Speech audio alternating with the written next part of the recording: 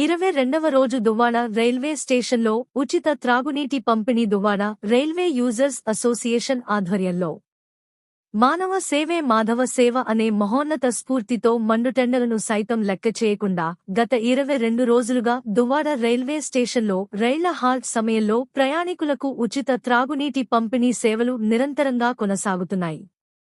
సాధారణ రైల్వే బోగీల్లో ప్రయాణించే ప్రయాణికుల దాహార్తిని తీర్చేందుకు దువ్వాడ రైల్వే యూజర్స్ అసోసియేషన్ సభ్యులు దాతల సహకారంతో సోమవారం నిస్వార్థ సేవలను అందించారు. సాధారణ బోగీల్లో ప్రయాణిస్తున్న ప్రయాణికులకు ఉచితంగా రైల్ నీర్ త్రాగునీటి బాటిళ్లు పంపిణీ చేయడం ఒక మహత్తర మానవతా సేవగా నిలుస్తోంది. భువనేశ్వర్ నుండి బెంగళూరుకు వెళ్తున్న ప్రశాంతి ఎక్స్ప్రెస్ దువ్వాడ రైల్వే స్టేషన్లో ఆగిన సమయంలో మహిళలు, వృద్ధులు, సీనియర్ సిటిజన్స్, దివ్యాంగులు మరియు చిన్నారులతో సహా సాధారణ బోగీల్లో ప్రయాణిస్తున్న సుమారు 216 మంది ప్రయాణికులకు ఒక్కో లీటర్ రైల్ నీర్ త్రాగునీటి బాటిళ్లను ఉచితంగా పంపిణీ చేశారు.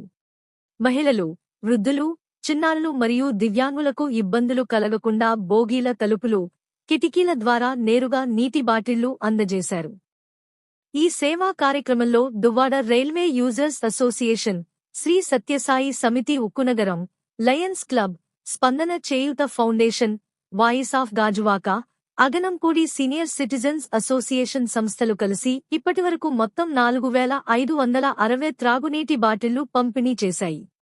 ఈ రోజు నిర్వహించిన కార్యక్రమంలో గోవిందరాజు విజయకుమార్, భాస్కర్, రామచంద్రరావు, కామేశ్వరరావు, ఈశ్వర్ తదితరులు దువ్వాడ రైల్వే యూజర్స్ అసోసియేషన్ తరపున పాల్గొన్నారు.